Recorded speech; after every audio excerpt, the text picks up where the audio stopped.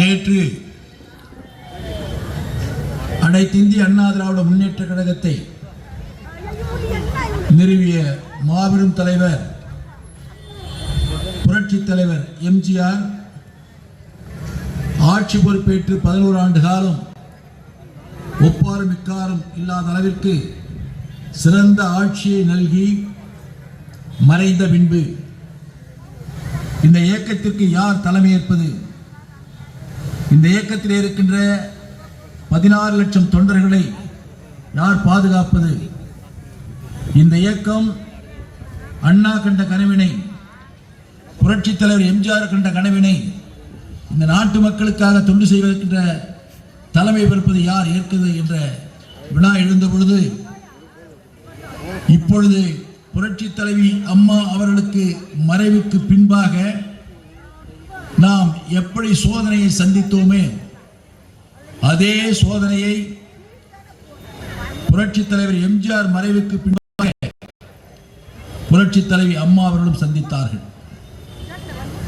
புரட்சி தலைவர் எம்ஜிஆர் ஆட்சி கட்டில் இருந்த பொழுது புரட்சி தலைவி அம்மா அவர்களை அழைத்து கழகத்தில் நினைத்து, எனக்கு பதிலாக நான் முதலமைச்சர் பொறுப்பில் இருக்கின்ற காரணத்தினால் நாட்டு மக்களிடத்திலே நேரடியாக சந்திப்பிற்குரிய வாய்ப்பு குறைவாக இருக்கின்ற காரணத்தினால் என்னுடைய பிரதிநிதியாக நீங்கள் தமிழகம் முழுவதும் சுற்றுப்பயணம் மேற்கொள்ள வேண்டும், அதற்காக உங்களுக்கு கொள்கை பரப்பு செயலாளர் என்ற பொறுப்பை கொடுத்து நீங்கள் தமிழகம் முழுவதும் சுற்றுப்பயணம் செய்து மக்களுடைய கோரிக்கைகளையும் கேட்டறிந்து தமிழகம் முழுவதும் இருக்கின்ற கழக தொண்டர்களுடைய நிர்வாகிகளுடைய மனநிலையும் தெரிந்து கொண்டு என்னிடத்தில் எடுத்துச் சொல்ல வேண்டும் என்று ஆணையிட்டு பொறுப்பை வழங்கினார்கள்.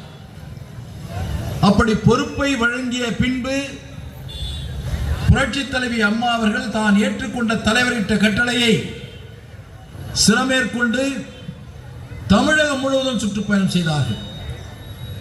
அப்படி அவர்கள் சுற்றுப்பயணம் செய்கின்ற காலம் இலங்கையிலே தமிழர்கள் படுகொலைக்குள்ளாய் கொண்டிருந்தார்கள்.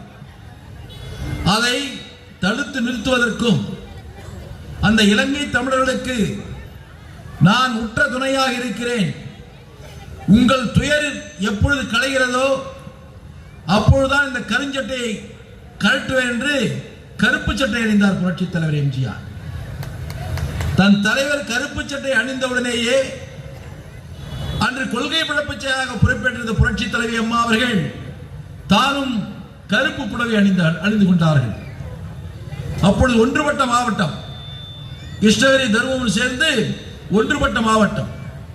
புரட்சி தலைவி அம்மா அவர்கள் 3 நாள் சுற்றுப்பயணம், 3 நாள் இந்த தருமபுரி மாவட்டத்தில் சுற்றுப்பயணம் செய்தார்கள்.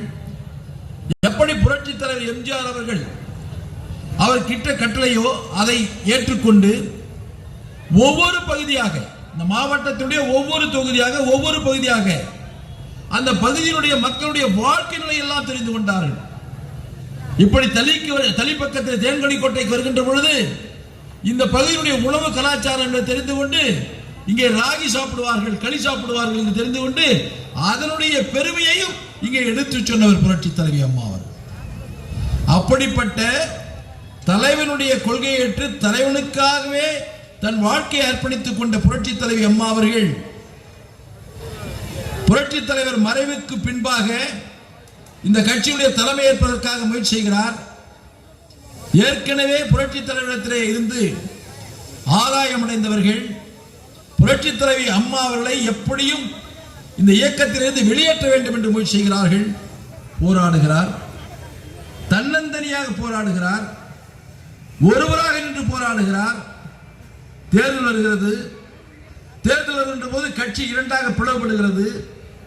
இரண்டாக பிளவுபடுகின்ற பொழுது புரட்சி தலைவி அம்மாவுடைய தலைமையிலே ஒரு இயக்கம், ஆர் எம் வீரப்பன் தலைமையிலே என்று சொல்வதை விட ஆர் எம் வீரப்பன் தந்திரமாக புரட்சி தலைவர் எம்ஜிஆருடைய துணைவியார் ஜானகி அம்மையாரை தலைமை பொறுப்பிட வைத்து அவர் ஒரு புறம் இரண்டாக பிரிந்த காரணத்தினால் புரட்சி தலைவர் கண்டெடுத்த நம்முடைய சின்னமான இரட்டலை சின்னம் முடக்கப்படுகிறது. அப்படி முடக்கப்பட்ட பின்பு புறா சேவல் என்று நாம் போட்டியிடுகிறோம். அப்படி போட்டியிட்டு தொண்டர்கள் யார் பக்கம் இருக்கிறார்கள், மக்கள் யார் பக்கம் இருக்கிறார் என்று அந்த தேர்தலில் இறுதியான முடிவு கழக தொண்டரும் அளிக்கிறான், மக்களும் அளிக்கிறார்கள். புரட்சி தலைவி பின்னால் கழக தொண்டன் நிற்கிறான், புரட்சி தலைவி பக்கத்திலே மக்கள் இருந்த காரணத்தினால் 27 சட்டமன்ற உறுப்பினர் வெற்றி பெறுகிறார்கள். அதிலே ஒருவர் இன்றைய பொதுச் செயலாளர் இருக்கின்ற போற்றுவதற்குரிய எடப்பாடியார் அவர்களும் ஒரு சட்டமன்ற உறுப்பினர். இதை உணர்ந்த புரட்சி தலைவர் எம்ஜிஆருடைய துணைவியார் சிந்திக்கிறார். தன் கணவர் உருவாக்கிய இந்த இயக்கம், நாம் இந்த தலைமை கழகத்திற்கு நம்முடைய சொத்தை அந்நியார் யானை அம்மையாரோடு சம்பாதித்த சொத்து இன்று இருக்கிற தலைமை கழகம். இப்படி இந்த இயக்கத்திற்காக கணவரும் தானும் இந்த உழைத்த இயக்கம் பாழ்பட்டு விடக் கூடாது என்பதற்காக புரட்சி தலைவி அம்மாவை அழைக்கிறார். இந்த தலைவர்கள் எல்லாம் ஒதுக்குகிறார்கள். ஒதுக்கிய பின்பு புரட்சி தலைவி அம்மா அவர்கள், மக்கள் உன்பக்கம் இருக்கிறார்கள், தொண்டர்கள் உன்பக்கம் இருக்கிறார்கள், வா இந்த இயக்கத்துக்கு நீ தலைமையேற்றுக்கொள், நான் ஒதுங்கிக் கொள்கிறேன் என்று சொல்லி அந்நியார் அவர்கள் புரட்சி தலைவி அம்மா அவர்களை இந்த இயக்கத்திற்கு தலைமை பொறுப்பில் ஏற்று ஒதுங்குகிறார். அன்றிலிருந்து இறுதி மூச்சு முடிகின்ற வரையில் அவருடைய வாழ்க்கை முழுவதும் கட்சி தொண்டர்கள் மக்கள் என்ற நிலையிலே இருந்து 16 ஆண்டு காலம் ஆட்சியில் தமிழகத்தில் பல்வேறு நிலைகளில் அனைத்து துறைகளிலும் முதன்மை மாநிலமாக உருவாக்கி ஒரு இந்திய துணைக்கண்டத்திலே ஒரு முன்மாதிரியான தலைவராக உருவானார். அதற்காகத்தான் மறைந்த பின்பும் இன்று பிறந்த நாளிலே நாட்டுடைய பிரதமர் மாண்புமிகு நரேந்திர மோடி அவர்கள் தன்னுடைய எக்ஸ் பக்கத்திலே புரட்சி தலைவி அம்மாவை புகழ்ந்திருக்கிறார். என்ன என்று சொன்னால், இவர் ஒரு மாநிலத்தினுடைய முதலமைச்சராக இருந்தாலும் இந்திய திருநாட்டை நேசித்த தலைவர், ஒரு தேசிய தலைவர், அதே நேரத்தில் மக்கள் செல்வாக்குள்ள தலைவர், மனிதநேயமிக்க தலைவர். ஒரு நாட்டினுடைய பிரதமர் ஒரு மாநிலத்தினுடைய முதலமைச்சரை இறந்து பல ஆண்டுகளுக்கு பின்பாக பிறந்த நாளிலே நினைவு கூறுகிறார் என்று சொன்னால், நம்முடைய புரட்சி தலைவி அம்மா அவர்கள் எவ்வளவு சக்தி மிக்க தலைவராக இருந்திருக்கிறார் என்பதை நாம் இங்கே உணர வேண்டும். புரட்சி தலைவி அம்மா அவர்கள் முதலில் நம்முடைய மாவட்டத்தை தான் தேர்ந்தெடுத்தார்கள். 91 சட்டமன்றத்திலே வேட்பாளர் என்ற பொழுது பர்கூர் தொகுதியை தேர்ந்தெடுத்தார்கள். 2 தொகுதியை தேர்ந்தெடுத்தார்கள். ஒன்று பர்கூர், மற்றொன்று காங்கை. 2லும் வெற்றி பெறுகிறார்கள். வெற்றி பெற்ற பின்பு நாங்கள் யோசிக்கிறோம், புரட்சி தலைவி அம்மாவுடைய கருணையில் நாங்கள் சட்டமன்ற உறுப்பினர் ஆகிறோம். புரட்சி தலைவி அம்மா அவர்கள் பர்கூரை எடுத்துக்கொண்டால் நம்முடைய மாவட்டம் வளருமே, பர்கூரை ராஜினாமா செய்துவிட்டு காங்கேயத்தை எடுத்துக்கொண்டால் நாம் ஏமாற்றம் அடைந்து விடுவோமே என்ற எண்ணம் நினைந்த பொழுது புரட்சி தலைவி அம்மா அவர்கள் மிக அழகாக தெளிவாக அப்பொழுது இருந்த முன்னணி தலைவரிடத்தில் உட்கார்ந்து கொண்டு மிக அழகாக சொன்னார், தமிழகத்திலேயே மிகவும் பின்தங்கிய மாவட்டமாக இருக்கிறது தருமபுரி மாவட்டம். கல்வியிலே நான் பார்த்த பொழுது +2 அது தேர்ச்சி விகிதம் என்று வருகின்ற பொழுது தமிழகத்தில் இருக்கின்ற மற்ற மாவட்டங்களை பார்க்கின்ற பொழுது இது கடைசி மாவட்டமாக இருந்து கொண்டிருக்கிறது. எனவே இந்த மாவட்டத்தில் உள்ள பர்கூர் தொகுதியை நான் எடுத்துக் கொள்கிறேன், நான் காங்கேயத்தை ராஜினாமா செய்கிறேன் என்று சொன்னார்கள். எவ்வளவு ஒரு தொலைநோக்கு பார்வை! அந்த 5 ஆண்டு காலம் முதலமைச்சராக இந்த தருமபுரி மாவட்டத்தில் கிட்டத்தட்ட 7 முறை நம்முடைய மாவட்டத்திற்கு முதலமைச்சராக சுற்றுப்பயணம் வந்தார்கள். அப்படி 7 முறை சுற்றுப்பயணம் வருகின்ற ஒவ்வொரு முறையும் ஒவ்வொரு துறை எந்தெந்த அளவிற்கு பின்தங்கி இருக்கிறது என்பதை ஆய்வு செய்து அந்த துறைக்கு முதன்மை கொடுத்து அந்த அரசு விழாவிலே பல்வேறு திட்டங்களை அறிவித்தார்கள். ஒரு உதாரணத்திற்கு சொல்ல வேண்டும் என்று சொன்னால், கல்வியிலே பின்தங்கிய மாவட்டம் தருமபுரி மாவட்டம் என்று வருகின்ற பொழுது எங்கெங்கெல்லாம் ஆரம்ப பள்ளிகளை கொண்டு வர வேண்டும் என்று அதிகாரிகளை விட்டு ஆய்வு செய்ய வைத்தார்கள். அப்படி ஆய்வு செய்து விட்ட பின்பு ஒரு முறை தருமபுரி மாவட்டத்திற்கு வருகின்ற பொழுது அங்கெங்கெல்லாம் ஆரம்ப பள்ளிகளை அறிவித்தார்கள். எங்கெல்லாம் நடுநிலை பள்ளிகளை கொண்டு வர வேண்டும் என்று நினைத்தார்களோ அங்கெல்லாம் அறிவித்தார்கள். எங்கெல்லாம் தேவை உயர்நிலைப் பள்ளி என்று வருகிறதோ அங்கெல்லாம் அறிவித்தார்கள். எங்கெல்லாம் மேல்நிலைப் பள்ளி கொண்டு வர வேண்டும் என்று நினைத்தாரோ அங்கெல்லாம் மேல்நிலைப் பள்ளி கொண்டு வந்தார்கள். இதை கொண்டு வந்து முடித்துவிட்டு கல்லூரி என்று வருகின்ற பொழுது தருமபுரி மாவட்டத்தில் சுதந்திரம் அடைந்ததிலிருந்து 2 கல்லூரிகள் தான். ஒன்று தருமபுரியிலே ஒரு அரசு கலைக்கல்லூரி, மற்றொன்று கிருஷ்ணகிரியிலே ஒரு அரசு கலைக்கல்லூரி. இந்த 2 அரசு கல்லூரிகளை தவிர ஒட்டுமொத்த மாவட்டத்தில் எதுவுமே இல்லை. கிட்டத்தட்ட அன்று ஒட்டுமொத்த மாவட்டத்துடைய மக்கள் தொகை 20 லட்சம், மாணவர்கள் 10 லட்சம் பேருக்கு மேல் இருப்பார்கள்.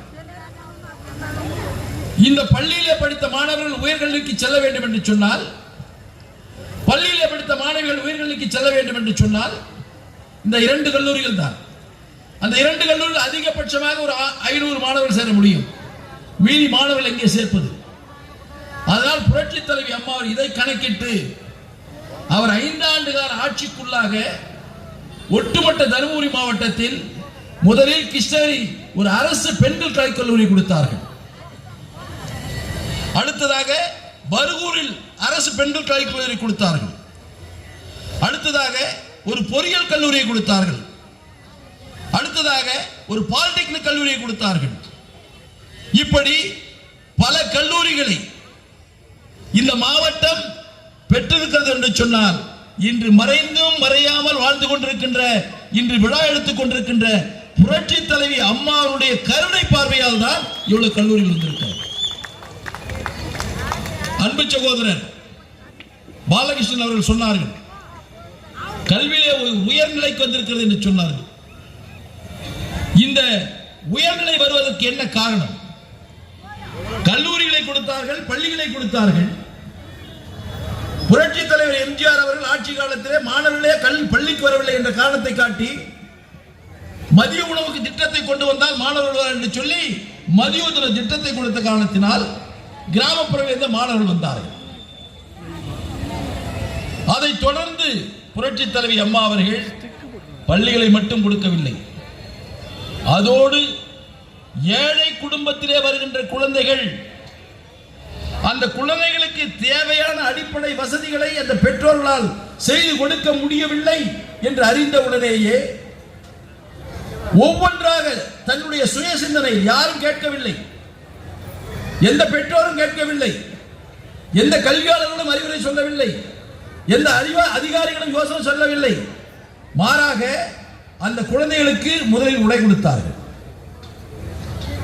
அன்பு சகோதரர் பாலகிருஷ்ணன் சொன்னார் இல்லையா, அந்த காலத்தில் நமக்கே 4 சட்டை இல்லை. உண்மை, நான் 2 சட்டை தான் சரி, காக்கி சட்டை போடுவோம், அது கிழிஞ்சு நிற்கும், அது துவைக்கூட மாட்டோம். அதான் நிலைமை, எங்க நிலைமை. இன்னைக்கு குழந்தைகள் 4 செட் இருக்கு. யார் கொடுத்தது? பெற்றோர்களா? புரட்சி தலைவி அம்மா கொடுத்தது. அடுத்தது புத்தகம் வாங்க முடியல, நோட்டு வாங்க முடியல, அது கொடுத்தாங்க. அடுத்தது மிடில் ஸ்கூல்ல 8வது படிச்சுட்டு 9வது ஹை ஸ்கூல் போகணும், ஒரு 5 கிலோமீட்டர் இருக்குது. அந்த 5 கிலோமீட்டர் நடந்து போக முடியாது, பஸ் இல்லை. அப்படி நடந்து போகாத குழந்தைகள் பள்ளி கல்வியை இடையில நிறுத்திவிடக் கூடாது என்பதற்காக இந்த சைக்கிளை கொடுக்குறேன், ஸ்கூலுக்கு போ. +2 போனாங்க, லேப்டாப் கொடுத்தாங்க. இதையெல்லாம் ஒருமுகப்படுத்தி கொடுத்த காரணத்தினால் அந்த குழந்தை படித்தது. அதை தொடர்ந்து நம்முடைய இன்றைய பொதுச்செயலர் எடப்பாடியார் அவர்கள் முதலமைச்சராக இருந்த பொழுது மேலும் பல பள்ளிகளை கொடுத்தார்.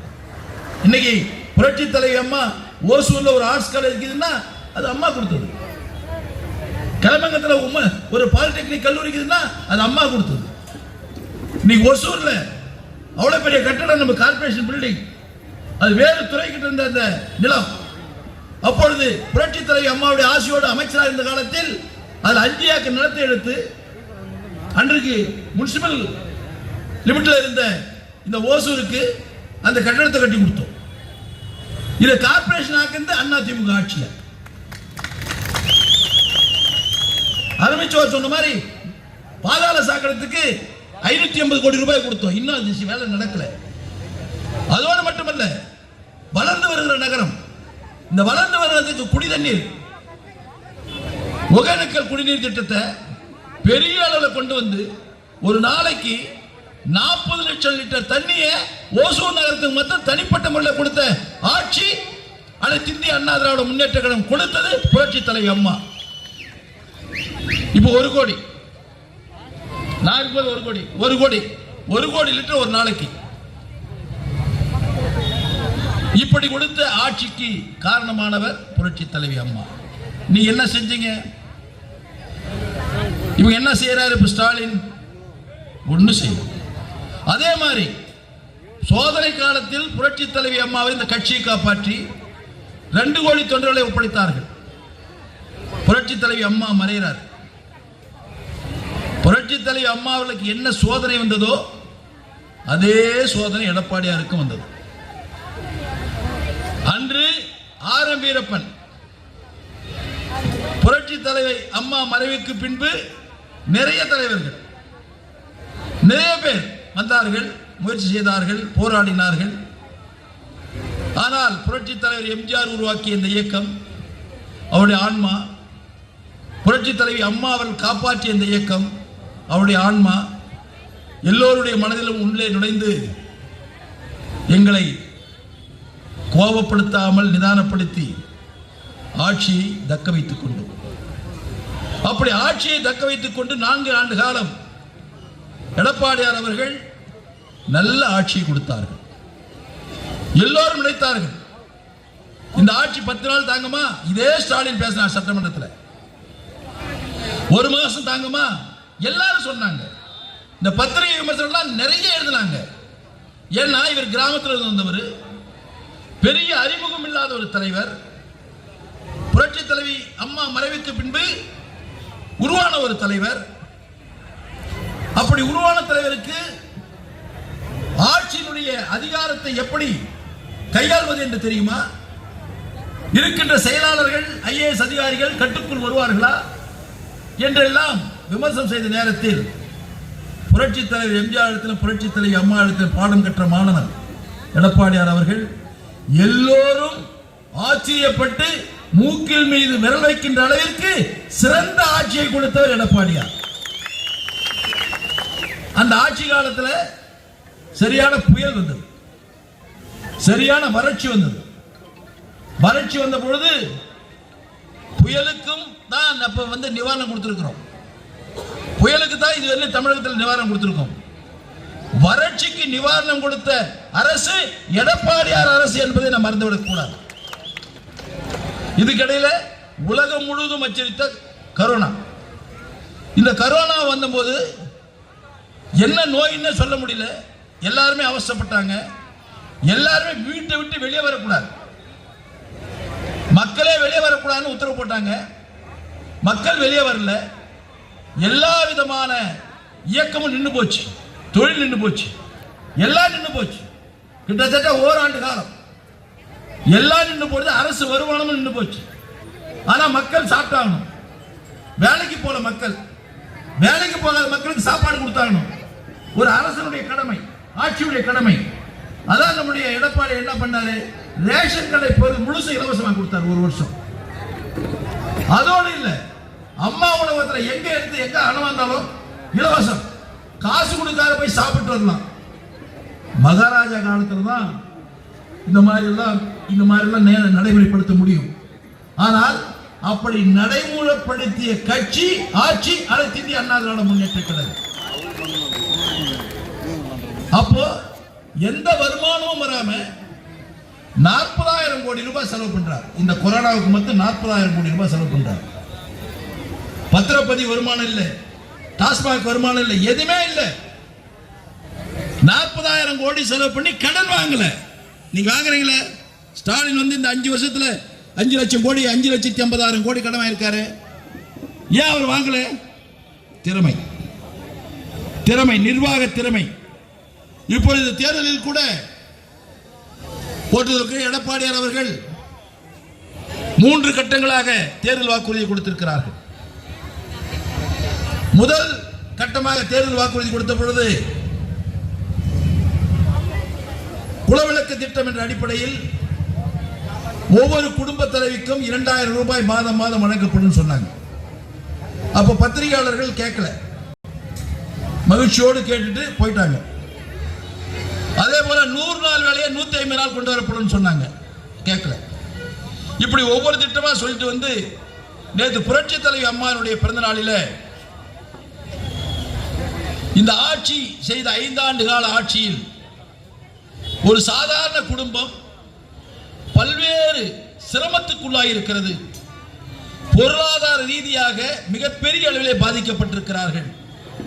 இங்கே அன்புக்கு சகோதரர் சொன்னது போல எல்லா பயன்படுத்தக்கூடிய குடிமைப் பொருள் அத்தனையும் விலையேறி இருக்கிறது.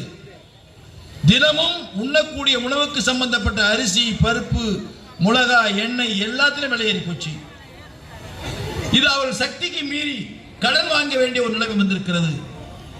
இப்படி கடன் வாங்க வேண்டிய நிலைமை வந்த காரணத்தினால் சிரமத்துக்குள்ளாகி கொண்டிருக்கிற இந்த மக்கள் உங்கள் ஆசையோடு நாங்கள் வெற்றி பெற்றால் இந்த சிரமத்தை ஓரளவுக்கு போக்குவதற்காக உதவியாக ஒரே தவணையாக ஆட்சிக்கு வந்தவுடன் 10,000 ரூபாய் வழங்கப்படும் என்ற வாக்குறுதியை கொடுத்திருக்கிறோம்.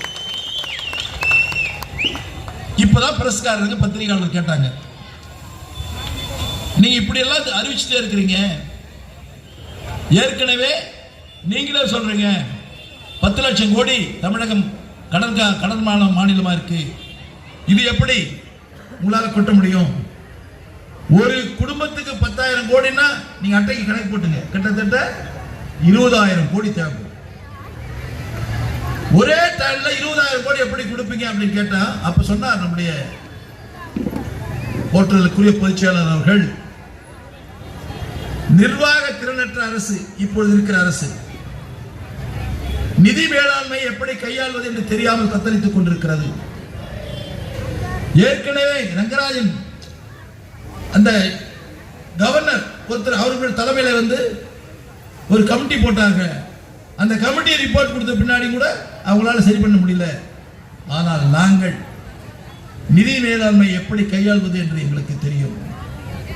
நிர்வாகத்தை எப்படி முறைப்படுத்தி இந்த நிதி ஆதாரத்தை பெருக்க முடியும் என்று தெரியும். அதோடு மட்டுமல்லாமல் நீங்கள் மத்திய அரசோடு இணக்கமில்லாமல் இருக்கிறீர்கள். நாங்கள் மத்திய அரசோடு இணக்கமாக இருக்கிறோம், நிச்சயமாக நிறைவேற்றுவோம் என்ற வாக்குறுதியை கொடுத்திருக்கிறார். அப்படி மத்திய அரசோடு இணக்கமாக இருந்த காரணத்தினால்தான் போற்றுதலுக்குரிய எடப்பாடியார் முதலமைச்சராக இருந்த பொழுது ஒரே ஆண்டில் 11 மருத்துவக் கல்லூரியை கொண்டு வந்து மிகப்பெரிய சாதனை படைத்தவர் எடப்பாடியார். ஒரு சாதாரண விவசாய குடும்பத்தில் பிறந்த ஒரு மனிதர் ஒரு இந்திய துணைக்கண்டத்தினுடைய இருக்கின்ற மற்ற மாநிலங்களில் அனுபவமிக்க முதலமைச்சர் இருக்கிறார்கள். அதோடு மத்தியிலே ஆட்சி செய்து கொண்டிருக்கின்ற பாரதிய ஜனதா கட்சியுடைய கட்சியே மற்ற பல மாநிலங்களில் இருந்து கொண்டிருக்கிறது. அப்படி பாரதிய ஜனதா கட்சி இருக்கின்ற மாநிலங்கள் கூட ஒரே ஆண்டில் 11 மருத்துவக் கல்லூரியை கொண்டு வர முடியவில்லை. நாங்கள் கொண்டு வந்திருக்கிறோம் என்று சொன்னால் எங்களுடைய அணுகுமுறை மத்திய அரசு ஏற்றுக்கொள்கிறது, பாரத பிரதமர் ஏற்றுக்கொள்கிறார். 11 மருத்துவக் கல்லூரி கொடுத்திருக்கிறார். அதே போல்தான் இந்திய துணைக்கண்டத்தில் மெட்ரோ ரயில் சேவை செய்கின்ற பொழுது எந்த மாநிலமும் ஒரே திட்டத்தில் 63,000 கோடி ரூபாய் மத்திய அரசோடு புரிந்துணர்வு ஒப்பந்தம் போட்டு அந்த திட்டத்தை கொண்டு வரவில்லை, நாங்கள் மட்டும்தான் கொண்டு வந்தோம். இதெல்லாம் நான் ஏன் இங்கே கோடிட்டு காட்டுகிறேன் என்று சொன்னால், இங்க இருக்கின்ற வாக்காளர் பெருமக்களிடத்திலே நான் உண்மையோடு உறுதியோடு சொல்வது, நீங்கள் வாக்களித்து வெற்றி பெற்றால் மீண்டும் தமிழகத்தினுடைய முதலமைச்சர் எடப்பாடி ஆனார், நிச்சயமாக நாங்கள் கொடுத்த வாக்குறுதி அத்தனையும் நிறைவேற்றுவோம். இவங்க மாதிரி 520 வாக்குறுதியை கொடுத்துட்டு உரிமை தொகைன்னு சகோதரிகள் எல்லாம் ஏமாத்திட்டு ஓட்டு வாங்கி ஜெயிச்சுட்டு இருந்துட்டு 3 வருஷமா கொடுக்காத சட்டமன்றத்தில் எடப்பாடியார் நாங்கள்லாம் பெரிய குரல் கொடுத்து ஆர்ப்பாட்டம் பண்ணி அப்பயும் கொடுக்காம பார்லிமெண்ட் எலெக்ஷன் வருதுன்னு தெரிஞ்சதுன்னே ஓட்டுக்கு கேட்டு போகும்போது இது நமக்கு பாதிப்பா வந்துருன்றதுனால வாக்கு வங்கிக்காக 1000 ரூபாய் கொடுத்த அரசு, ஒரு முதலமைச்சர் வாக்கு வங்கிக்காகவே வாழ்ந்து கொண்டிருக்கிற ஒரு முதலமைச்சர் இந்திய துணைக்கண்டத்தில் இருக்கிறார் என்று சொன்னால் அது திரு ஸ்டாலினை தவிர வேறு யாரும் இருக்க முடியாது. ஆனா நாங்க அப்படி இல்லை.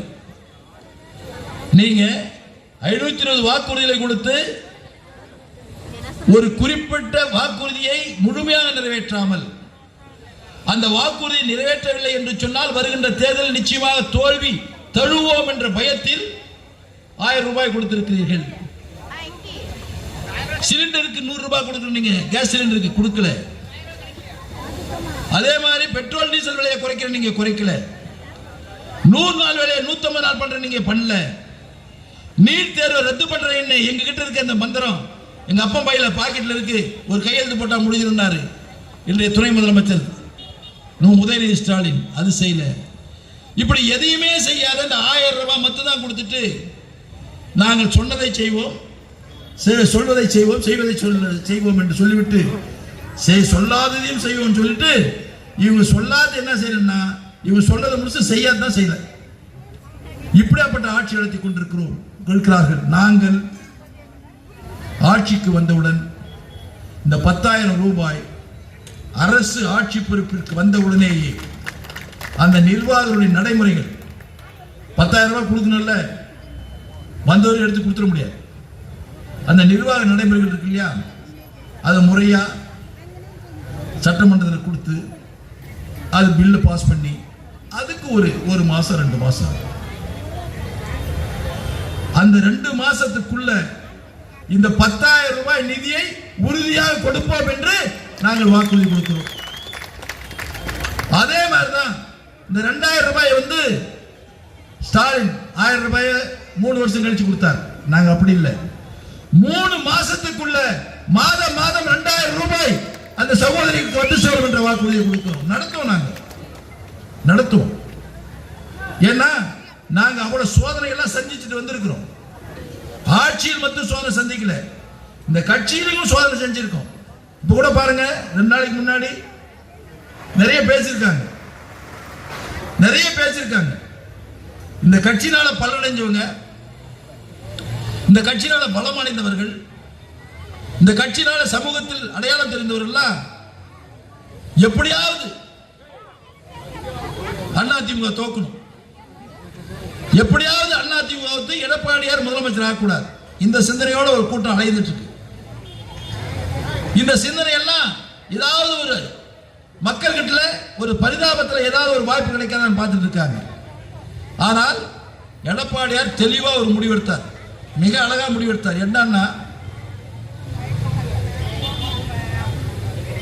தேர்தல் வர்றதுக்கு முன்னாடியே பொதுக்குழுவிலே முடிஞ்ச உடனே யாராவது ஒரு தலைமை வேணும்னு கேட்டாங்க. 2 தலைமை இருந்தா வராது. 2 தலைமை வேணா, ஒரு தலைமை கேட்கிறது யார் கேட்கிறாங்க? கட்சிக்காரர் கேட்கிறான். நான் கேட்கல, நிர்வாகிகள் கேட்கல, கீழே இருக்கிற தொண்டை கேட்கிறான், கீழே இருக்கிற ஒன்றிய செயலர் கேட்கிறான், மாவட்ட செயலர் கேட்கிறாங்க. இந்த 2 தலைமை இருந்தால் சரியான இந்த இயக்கத்தை வழிநடத்த முடியாதுன்னு சொல்றாங்க. அதற்கு நாங்களும் உட்கார்ந்து சொல்றோம், பொதுக்குழு முடிவெடுத்துக்கலாம்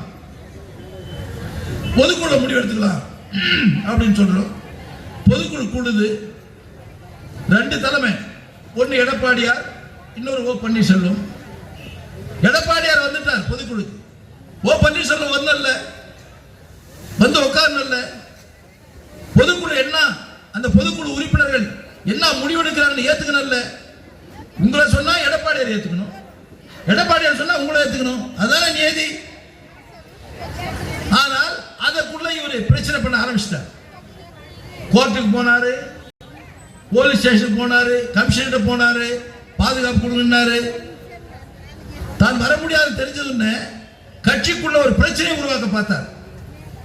ஆனால் அங்கே இருக்கின்ற பொதுக்குழு 2000 சில பொதுக்குழு உறுப்பினர்களும் ஏகமனதாக தீர்மானம் நிறைவேற்றி இந்த இயக்கத்துடைய பொதுச் செயலாளராக எடப்பாடியார் என்ன அவங்க கொடுத்தாங்க, ஏத்துக்கிட்டார். அதுக்கு பின்னாடி இன்னும் போராடிட்டே இருக்கார். இது ஒரு கூட்டம்.